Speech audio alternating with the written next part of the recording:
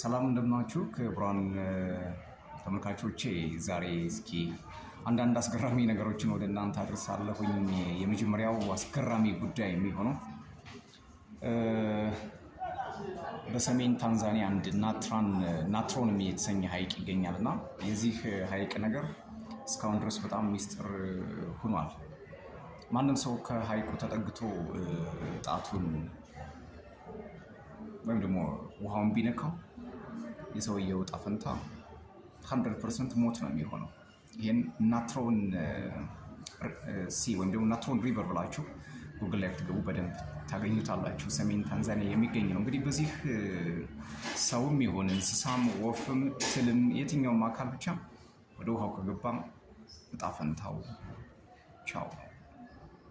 እንደውም ሳይንቲስቶቹ እንደሚሉት አብዛኞቹ ወደ ድንጋይነት ይቀየራሉ የሚል ሀሳብን ይሰጣሉ። እንግዲህ እንደዚህ አይነት ሚስትሪስ የሆኑ አስገራሚ የሆኑ ነው እንዴ የሚያሰኙ የሚያስገርሙ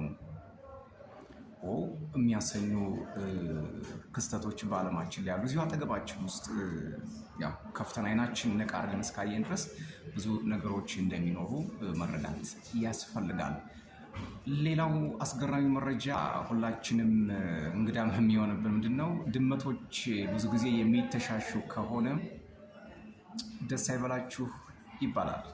ለምን እንደሆነ እንግዲህ ይነግራቸዋል። ምክንያቱም ድመቶች የኔጌቲቭ ኤነርጂ ወይም ደግሞ አሉታዊ የሆነ ኤነርጂ የመሸከም አቅማቸውና ባዲ ስፒሪት ወይም ደግሞ መጥፎ መናፍስትን የመሸከም ጉልበት ስላላቸው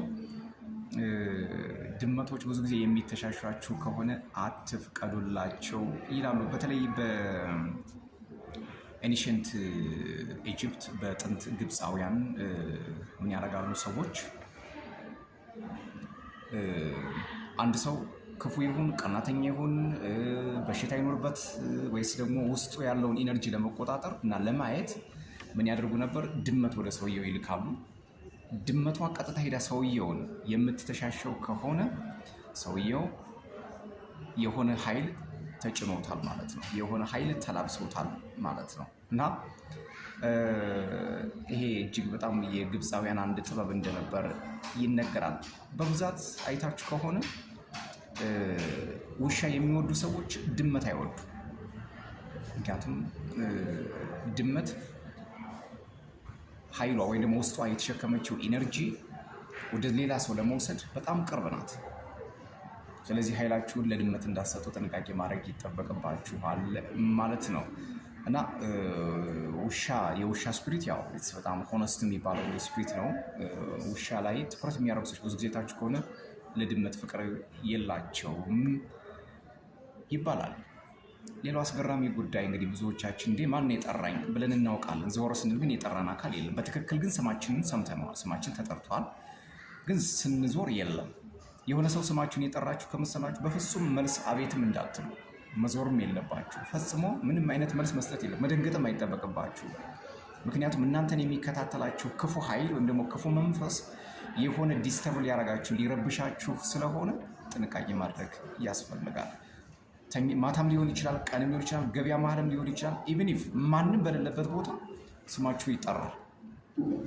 ያኔ ደንግጣችሁ አቤት ካላችሁ ስፒሪቱ የሚፈልገውን ነገር በእናንተ ላይ ያስተላልፋል ማለት ነው። ስለዚህ የትኛውም አይነት ድምፅ ስትሰሙ፣ የትኛውም አይነት የእናንተን ስም የሚጠራ ድምፅ ከሰማችሁ ጥንቃቄ ማድረግ ያስፈልጋል። ይሄንን ስነልቦናውያኑ ምን ይሉታለኝ? ስፒሪት ሚሚክ ወይም ደግሞ መንፈስ ሲያስመስል ማለት ነው። ስማችሁን ይጠራችሁና ወደ እናንተ ለመቅረብ የሚያደርገው ጥረት እናንተ ፍቃድ መስጠት የለባችሁም ማለት ነው። ድንግጥ ካላችሁ ከፈራችሁ ማን የጠራኝ ብላችሁ የምትብረከረኩ ከሆነ ቀጥታ ወደ እናንተ መምጣቱን ይቀጥላል ማለት ነው። ነገር ግን በየትኛውም ባላችሁበት ሃይማኖት የአምላካችሁን ስም ከጠራችሁ ያ መንፈስ ወደ እናንተ አይቀርብም ማለት ነው። ሌላው ብዙዎቻችን እንግዲህ የሚያነጋግረን የሚያስወራን ነገር ከሞት በኋላ የት እንሄዳለን የሚል ነው። ከሃይማኖት ወጥተን ስንመለከተው ይህን ጉዳይ እጅግ በጣም ውስብስብ እጅግ በጣም አስገራሚ የሆነ ጥናት በዓለም ላይ ተካሂዷል። እንግዲህ ይሄ ጥናት በተለይ ደግሞ ይሄ የሃይፕኖሲስ የሚያደርጉ ሰዎች ሰመመን ውስጥ በማስገባት ሰዎች ፓስት ላይፋቸውንና ከሚንግ ላይፋቸውን እንዲያዩ ደግሞ ከሞት በኋላ ምን አይነት ህይወት አለ ብለው እንዲመረምሩ ለማድረግ በጣም ብዙ ጥናቶችን ተደርገዋል። እጅግ በጣም ብዙ ጥናቶች፣ ከምናስበው በላይ ጥናቶች ተደርገዋል። ይህን ጥናት ያደረጉት እንግዲህ በዋናነት 3 ዶክተሮች ናቸው። ሁለቱን ስማቸውን አላውቅም። አንደኛው ዶክተር ማይክል ኒውተን ነው የሚባለው።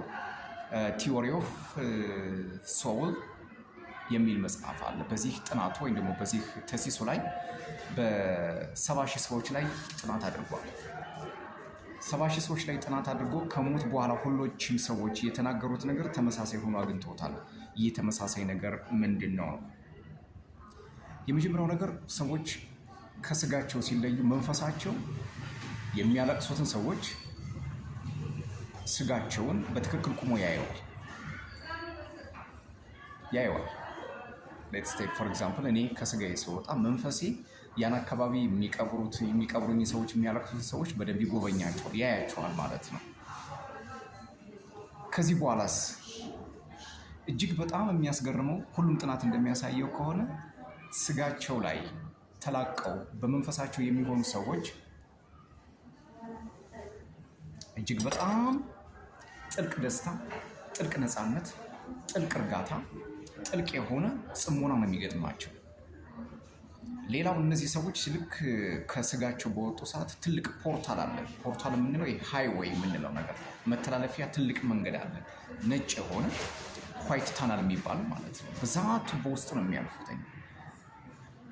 ከዛ እነዚህ ጥናቶች እንደሚያሳዩት ምንድን ነው እነዚህ ሰዎች በሙሉ ከመንፈሳቸው ወጥተው ልክ ወደዛኛው ሪያልም ወደዛኛው ኪንግደም ሲሄዱ ከዚህ በፊት የሚወዷቸው ጓደኞቻቸውን፣ ከዚህ በፊት አብረዋቸው የነበሩ ሰዎችን፣ የሚናፍቋቸውን ሶልሜታቸውን ያገኛሉ ይላሉ። እንግዲህ ይህንን እናንተ ላይፍ አፍተር ዴዝ የሚል ጎግል ብታረጉ ተመሳሳይ የሆነ ጥናት ታገኛላችሁ። ተመሳሳይ የሆነ ቪዲዮ ታገኛላችሁ።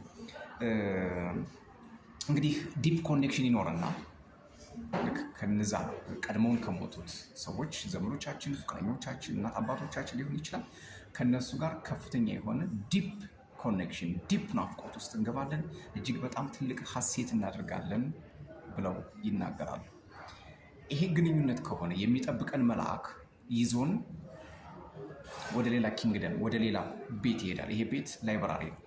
ወደዚህ ላይብራሪ ከገባን በኋላ ትልቅ መጽሐፍ ይገለጥና ትልቅ መጽሐፍ ይሰጠናል። አስገራሚ ነው በጣም። ጀስት ሪድ ኢት። እናንተ እንግዲህ እውነትም ሆነ አልሆነ ዋቴቨር ኢት ኢዝ የትኛውን ሃይማኖት ተከተሉ እናንተን ገብታችሁ ሪድ አሉት። ትልቅ ቢግ ላይብራሪ ውስጥ ትገባላችሁ። ከዛ በኋላ ያን መጽሐፍ እየገለጣችሁ ከልጅነት እስከ መቃብር ድረስ የሰራችኋትን ስራ በዝርዝር ትመለከቷታላችሁ ማለት ነው። በደንብ እናያታለን ማለት ነው። አንድ ባንድ እየቆጠርን የሰራናትን ስራ ይህን አድርጌያለሁ እንዴ። እንግዲህ በህንዶቹ አካሽክ ሪከርድ የሚባለው የአካሽክ ሪከርድ እንግዲህ ከትናንትና ጀምረን ከዛሬ ድረስ የሰራናትን ስራ ሴቭ አድርጎ የሚያስቀምጥ ትልቅ ላይብራሪ ነው ማለት ነው። እንግዲህ እዛ ውስጥ ስራችን ያደረግናትን ክፉምቱን በጎ ተመዝግባ ተቀምጣለች ማለት ነው። ከዚህ በኋላ እንግዲህ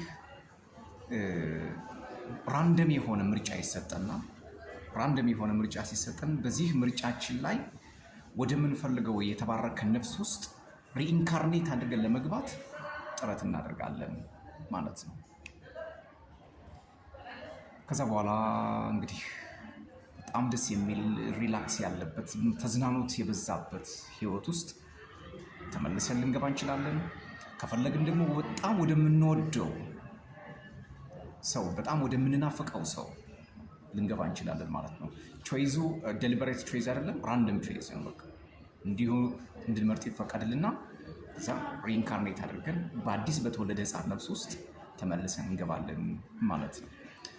ይሄ እንግዲህ በጎ የሚያደርጉ ሰዎች፣ መልካም የሚያደርጉ ሰዎች ላይ ትኩረት ያደርጋል። የክፉ ሰዎች ነፍስስ እንዴት ናት የሚለውን ግን በሚቀጥለው ፓርት እንመለከተዋለን።